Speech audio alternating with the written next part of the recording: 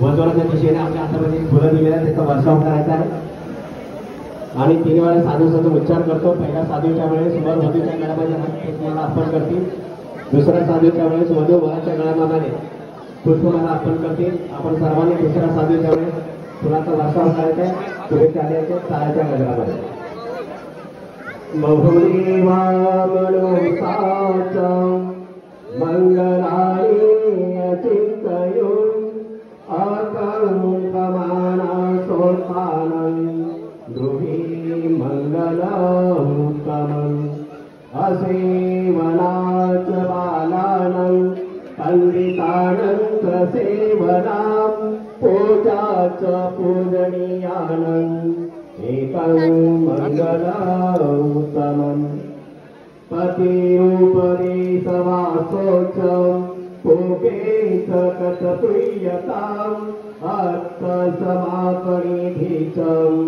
एकं मङ्गलमुत्तमम् बाहुसचन्तसि पञ्चं विनयो च सुशीलितो सुभाषिता च यावासाम् एकं मङ्गलमुत्तमम् माता पितुपथानं पुत्रनारससङ्गमो अनाकुलाचकं मन्ताम् एकं मङ्गलमुत्तमम् दानं च ब्रह्मचर्याच ज्ञातकालं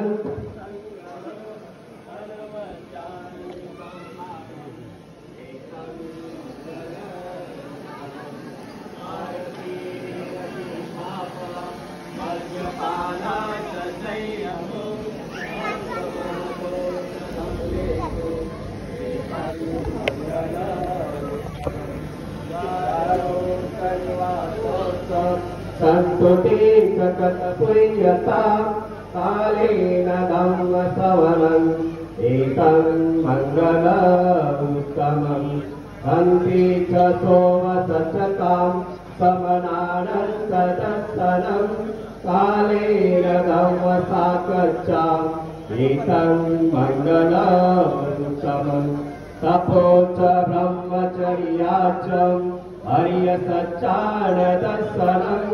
निपाण सत्यकिर्याचं एकं मङ्गलमुत्तमम् ऊर्ध्वलोकधम्मेः चित्तं व्यसनकं प्रति अशोकं विरजं क्षेमम् एकं मङ्गलमुत्तमम्।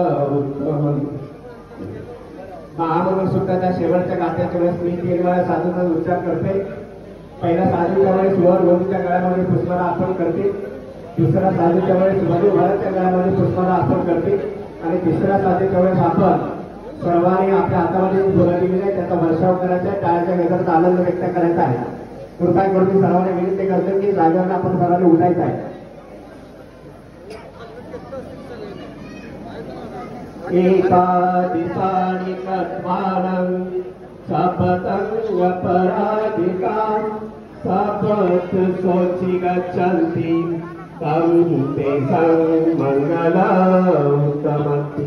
साधु साधु साधु सर्वांनी फुलाचा वर्षाव करायचा, टाळ्याच्या गजराचा आनंद व्यक्त करायचा आहे आणि सर्वांनी लग्न